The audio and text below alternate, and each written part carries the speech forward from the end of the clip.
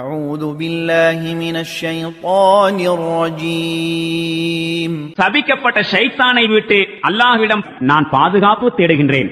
ومن يضلل الله فما له من ولي من بعده وترى الظالمين لما رأوا العذاب يقولون هل إلى مرد من سبيل எவரையாவது அல்லாஹுவே வழிகேட்டில் ஆழ்த்திவிட்டால் அவரை பாதுகாப்பவன் அல்லாஹுக்கு பிறகு வேறு யாரும் இல்லை.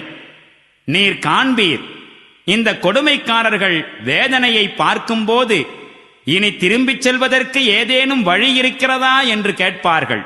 وتراهم يعرضون عليها خاشعين من الذل ينظرون من طرف خفي وقال الذين آمنوا إن الخاسرين الذين خسروا أنفسهم وأهليهم يوم القيامة ألا إن الظالمين في عذاب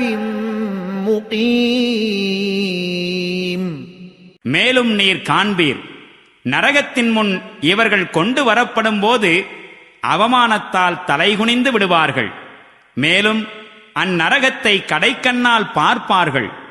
அந்நேரத்தில் எவர்கள் இறை நம்பிக்கை கொண்டிருந்தார்களோ அவர்கள் கூறுவார்கள், மறுமை நாளாகிய இன்று தம்மையும் தம்மை சார்ந்தவர்களையும் நஷ்டத்தில் ஆழ்த்திக் கொண்டவர்கள் யாரோ அவர்கள்தாம் உண்மையில் இழப்புக்குரியவர்கள். எச்சரிக்கையாயிருங்கள், கொடுமைக்காரர்கள் நிரந்தரமான தண்டனையில் வீழ்வார்கள்.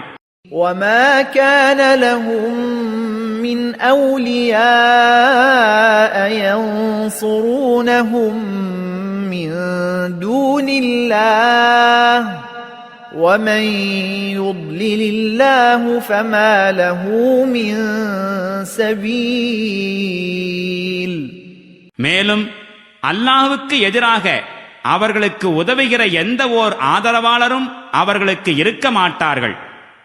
எவரையாவது அல்லாஹ் வழிகேட்டில் ஆழ்த்திவிட்டால் பிறகு அவனை காப்பாற்றுவதற்கு எந்த வழியும் இல்லை.